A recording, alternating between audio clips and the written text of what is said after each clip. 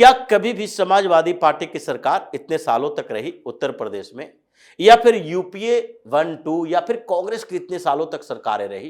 केंद्र और राज्य में एक ही पार्टी यानी कांग्रेस की भी सरकार रही, तो विकास के लिए काशी की नगरी को चुना। क्या उस समय से अब तक काशी में जो कॉरिडोर अभी बने हैं, या काशी विश्वनाथ कॉरिडोर हो, या फिर अभी मणिकर्णिका घाट कॉरिडोर बनाया जा रहा है, इसके ऊपर किसी के ध्यान भी गया? क्या इन लोगों ने कभी भी सोचा कि काशी एक धार्मिक नगरी है, हिंदुओं के आस्था का प्रतीक है, और उस जगह के विकास के लिए हमें सरकार की तरफ से कुछ बेहतर व्यवस्था करनी चाहिए?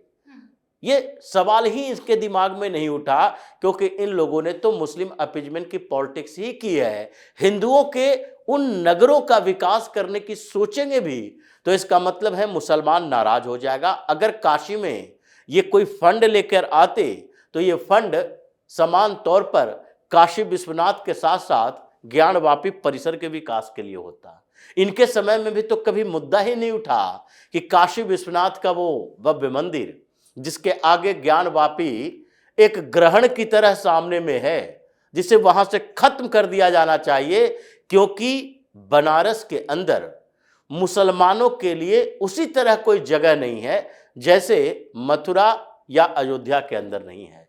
इनके लिए कोई ऐतिहासिक परंपरागत विरासत नहीं है कि काशी में अगर ज्ञानवापी नहीं रहेगा तो दुनिया के किसी हिस्से से मुसलमान भारत आएगा तो वो ढूंढते हुए पहुंचेगा कि नहीं काशी में कभी मोहम्मद साहब के कुछ विरासत रही थी। ये हिंदुओं के लिए है, इनके लिए वो मक्का मदीना है। ये हिंदुओं के लिए, इन लोगों के लिए ये यरूशलेम हो सकता है।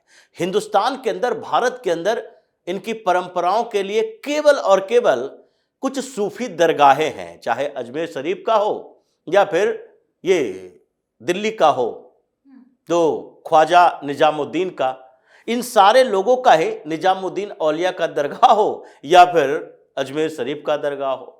इन जगहों पर सूफियों के कारण फेमस हो सकता है, लेकिन इनकी परंपराएं, इनकी जड़ें कभी भी हिंदुस्तान के अंदर नहीं रही है। तो ऐसे सरकारें, ऐसे पार्टी, ऐसे नेता जिनके दिमाग में ही एंटी हिंदू प्रोसेस चलता है, उनके सवालों पर विश्वास नहीं किया जा सकता।